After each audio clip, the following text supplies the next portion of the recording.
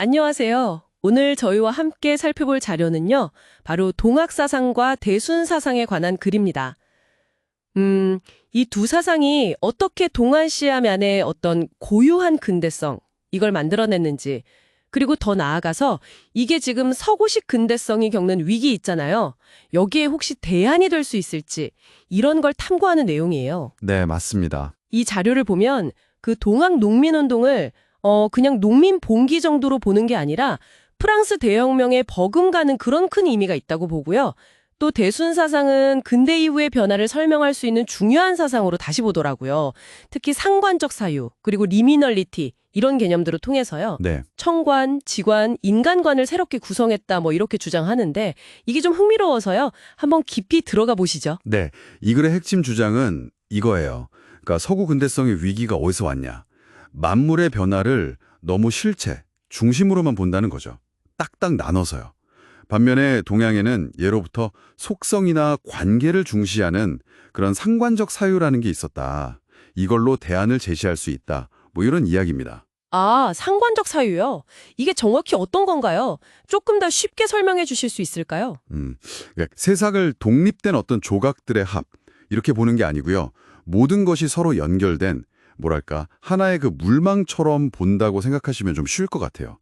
나와 너, 또 인간과 자연, 하늘과 땅, 이런 것들이 전부 서로 영향해 주고받는 관계 속에 있다.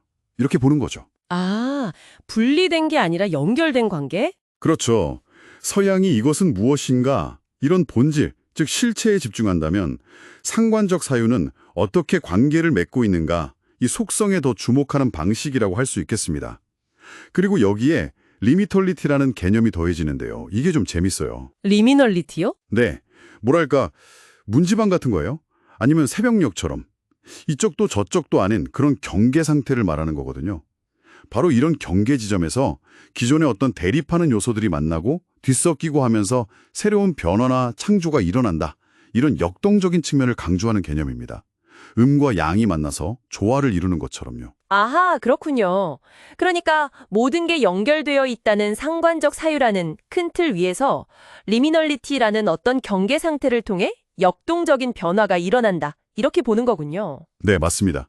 이 두 개념이 합쳐져서 동양과 서양, 그리고 하늘과 땅, 사람을 연결짓는다고 보는 거죠. 그러면 동학사상은 이걸 구체적으로 어떻게 풀어냈다고 보나요? 동학은 그 천외천이라는 개념을 통해서 상관적 사유의 리미털리티를 다시 활성화하려고 했다. 이렇게 봐요. 시천주, 즉 내 안에 하늘님을 모신다는 거잖아요. 이걸 통해 인간 존엄성을 강조하고 또 조화정, 영세불망 이런 새로운 천관, 지관, 인간관을 제시했죠. 네네. 하지만 이 자료에서는 동학이 기존 유교 사회의 어떤 한계를 완전히 넘어서지는 못했다. 이렇게 분석해요. 그래서 장난, 세상을 어지럽히는 거죠. 그리고 포태, 아이를 베는 것, 이런 좀 단기적인 리미털리티에 머물렀다고 보고 있습니다. 아, 동학이 시작은 했지만 완성까지는 못 갔다. 이런 이야기군요. 그럼 그 부분을 대순사상이 이어받았다는 건가요? 네. 이 글은 그런 관점으로 보고 있습니다. 대순사상은 구천의 인신강세라는 어찌 보면 굉장히 파격적인 전제를 하죠. 하늘의 절대자가 사람으로 직접 내려왔다. 이건 전제로 해서 신명과 원한이라는 개념을 도입합니다. 이게 동학의 한계를 극복하고 재활성화하는 중요한 지점이라고 봐요. 원한이요? 네. 억울하게 쌓인 그 응어리, 그 원한이 세상 문제의 근원이라고 보고 이걸 풀어내는 해원상생을 핵심 원리로 제시하는 거죠. 해원 상생. 네. 서로의 원한을 풀고 같이 잘 살자. 그렇죠. 그리고 인신강세, 천지성경신, 성사재인 같은 새로운 천계관, 지계관, 인계관을 제시하고요. 음양합덕, 삼재확립, 오행구비 이런 개념들을 통해 상관적 사유를 더욱 구체화했다고 봅니다. 단순히 이론에 머무는 게 아니라 뭔가 실천적인 방향을 제시하는 느낌이네요. 맞습니다. 그래서 이게 칠안, 즉 어지러움을 다스리는 거죠. 그리고 관왕, 벼슬이 왕성해지는 것, 이런 리미널리티로 나타나고요. 말씀하신 대로 해원상생, 또 보은상생 같은 원리들을 통해 구체적인 실천과 연결된다고 설명합니다. 실제로 오늘날 대순진리회라는 종교 형태로 이어지고 있다는 점도 그런 실천성을 보여주는 거겠고요. 네, 그렇죠. 자, 그렇다면 이 자료가 말하는 동학과 대순사상의 자생적 근대성. 이게 지금을 사는 우리에게, 당신에게는 어떤 의미가 있을까요? 왜 중요할까요? 이 글은요. 오늘날 우리가 겪는 여러 위기들 있잖아요. 기후위기라던가 핵위협 같은. 이게 다 서구식 발전 모델이 가져온 총체적인 위기라는 거죠. 바로 이런 상황에서 동아시아적인 사유, 특히 이 상관적 사유가 실질적인 대안이 될 수 있다고 주장하는 겁니다. 모든 것이 연결되어 있다는 생각은 환경 문제나 사회 갈등을 푸는데 분명 다른 관점을 줄 수 있거든요. 네, 확실히 다른 접근이네요. 그렇죠. 서구 모델을 따르면서 이제 성장 한계를 느끼는 동아시아 사회에도 새로운 동력이 될 수 있고요.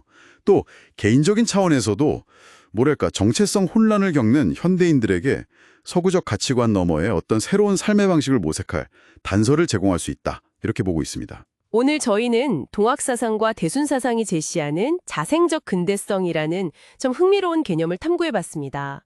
서구 중심의 근대성 개념을 넘어서서 동양의 상관적 사유와 리미널리티를 통해 천지인 관계를 새롭게 설정하려는 그런 시도였죠. 네, 물론 이 연구 자체도 한계를 언급하고는 있어요. 아무래도 상관적 사유라는 틀에 좀 집중하다 보니까 다른 관점의 근대성 논이라던가 아니면 이 사상이 구체적으로 어떻게 성공적인 사회 모델로 구현되었는지 이런 사례 제시는 좀 부족하다는 점을 스스로 인정하고 있습니다. 자, 여기서 당신께 한번 질문을 던져봅니다. 모든 것이 서로 연결되어 있고 끊임없이 변화하면서 또 조화를 이룬다는 이 상관적 사유, 여기에 기반한 자생적 근대성이라는 것이 오늘날 우리가 겪는 개인적 또 사회적 위기 옆에서 정말 새로운 길을 열어줄 수 있을까요? 한 번쯤 곱씹어 볼 만한 질문인 것 같습니다.